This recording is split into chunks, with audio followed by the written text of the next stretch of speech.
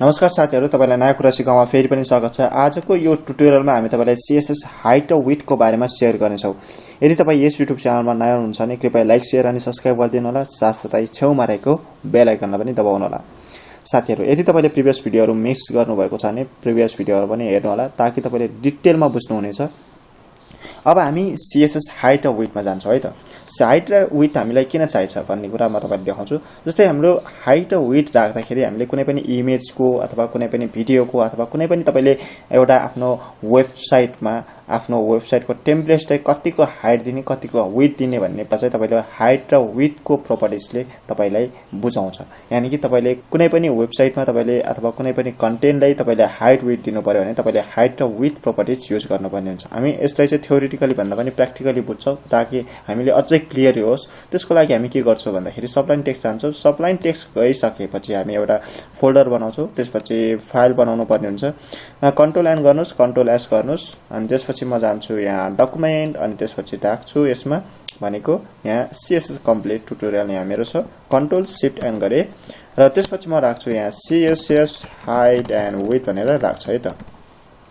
र त्यसपछि म के गर्छु यसमा गइसकेपछि यसमा यहाँ इन्टर गर्छु र index.html राख्छु र त्यसपछि म फेरि कन्ट्रोल एन कन्ट्रोल एस गर्छु र त्यसपछि म style.css राख्छु र सेभ गर्छु।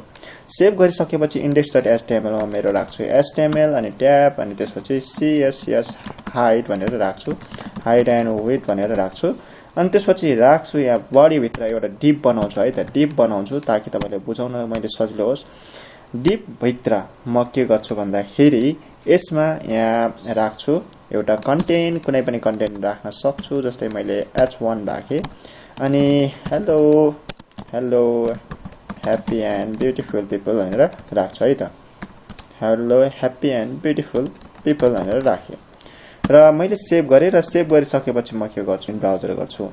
यहाँ ओपन इन ब्राउजर गर्दाखेरि तपाईले यहाँ देख्न सक्नुहुन्छ मेरो यो जुम गर्छु 100 मा तपाईले देख्न सक्नुहुन्छ हाम्रो hello happy and beautiful people आइसकेको छ। यसरी चाहिँ तपाईले गर्न सक्नुहुन्छ। अब style.css भनेको हामी स्टाइलिङ गर्नको लागि एउटा यसमा क्लास राख्छु। क्लास भनेको हामी यसमा के भन्छौ भन्दाखेरि एडिट भनेर मात्र राख्छ है त। यतिकै राख्छु। तपाईले जे राख्न मन लाग्छ त्यो राख्न सक्नुहुन्छ तपाईले यो क्लासमा। त्यसपछि तपाईले जस्तै style.css मा के गर्छौ भने एडिट मा राख्छौ। एडिट भनेको हाम्रो क्लास हो, त्यसैकारणले हामी के गर्छौं डट युज गर्छौं। र त्यसपछि हामी के गर्छौं यसमा ब्याकग्राउन्ड कलर युज गर्छौं। ब्याकग्राउन्ड कलरबाट म तपाईलाई बुझाउँछु। जस्तै ब्याकग्राउन्ड कलर राख्छु म येलो र त्यसपछि म राख्छु यसमा कन्ट्रोल एस गरेर यसमा यहाँ रिफ्रेश गर्छु। यहाँ रिफ्रेश गर्दाखेरि चाहिँ हाम्रो आएन। किन भन्दाखेरि हाम्रो जुन CSS को फाइल चाहिँ HTML सँग लिंक गरेको छैन। भनेपछि हामीले लिंक गर्नुपर्ने हुन्छ। Link relation style sheet type भनेको टेक्स्ट अनि /CSS अनि स्टाइल के त .css भन्ने राख्नु पर्यो। अब यो भएपछि अब जान्छौं हामी ब्राउजरमा। अब फेरि रिफ्रेश गर्छौं। यहाँ तपाईले देख्न सक्नुहुन्छ यहाँ चाहिँ ब्याकग्राउन्ड कलर आइसकेको छ। हामीले हाइट विड्थ चाहिँ कसरी दिन सक्छौं भन्दाखेरि स्टाइलमा गए र ब्याकग्राउन्ड कलरमा गइसकेपछि अब हामी के गर्छौं यसमा जान्छौं तल र यदि मैले यो एडिट को ठाउँमा जस्तै मैले डिप पनि युज गर्न सक्छु। डिप युज गर्दाखेरि के हुन्छ तपाईले यहाँ देख्न सक्नुहुन्छ हाम्रो डिप युज गर्दा पनि हाम्रो त्यही आउँछ। अथवा तपाईले यहाँ एडिटमा तपाईले यता क्लास रिमुभ गर्नुस् र यो जस्तै यो गरिसकेपछि पनि हाम्रो के हुन्छ यसमा त्यो इफेक्ट हुन्छ। यसरी इफेक्ट रहिरहन्छ। तपाईले एडिट भनेको हामीले क्लासको नाम राखेको थियो, तपाईले त्यसरी पनि युज गर्न सक्नुहुन्छ तर म यहाँ डिप नै युज गर्छु। त्यसपछि म अब जान्छु है त हाइटको प्रोपर्टीमा जान्छु। हाइटको प्रोपर्टीमा तपाईले हेर्न सक्नुहुन्छ मैले 400 पिक्सल राखे। 400 पिक्सल राख्दाखेरि हाम्रो के भयो त भन्दाखेरि तपाईले हेर्न सक्नुहुन्छ मैले 400 पिक्सल राख्दाखेरि हाम्रो यो हाइट चाहिँ 400 पिक्सलमा कन्भर्ट भयो। भनेको कुनै पनि यो ब्याकग्राउन्डको छ नि यो तपाईको ब्याकग्राउन्ड कलर चाहिँ 400 पिक्सलको भयो। र यदि मैले यो ब्याकग्राउन्डको कलरको विड्थ चाहिँ घटाउनु पर्यो अथवा विड्थ चाहिँ मैले केही सर्टेन राख्नु पर्यो। यसमा म राख्छु 200 पिक्सल। 200 पिक्सल राखिसकेपछि म जान्छु यसमा रिफ्रेश।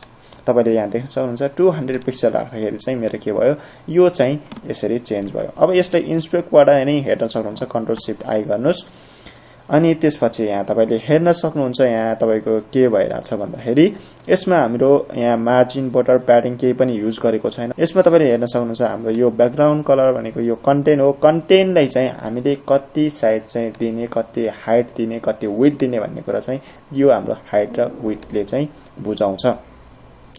भनेपछि यसरी चाहिँ तपाईले हाइट र विड्थको युज गरेर सजिलैसँग तपाईले कुनै पनि कन्टेन्टको हाइट र विड्थ चाहिँ राख्न सक्नुहुन्छ। तपाईले हामी वेबसाइटहरु बनाउँदाखेरि जुन स्ट्याटिक रेस्पोन्सिभ वेबसाइट बनाउँदाखेरि हामी इमेजको लागि हाइट विड्थ दिन्छौं। त्यसपछि हामी त्यसमा भिडियोहरु हाल्नु पर्यो भने हामीले त्यसको लागि पनि बनाउँछौं।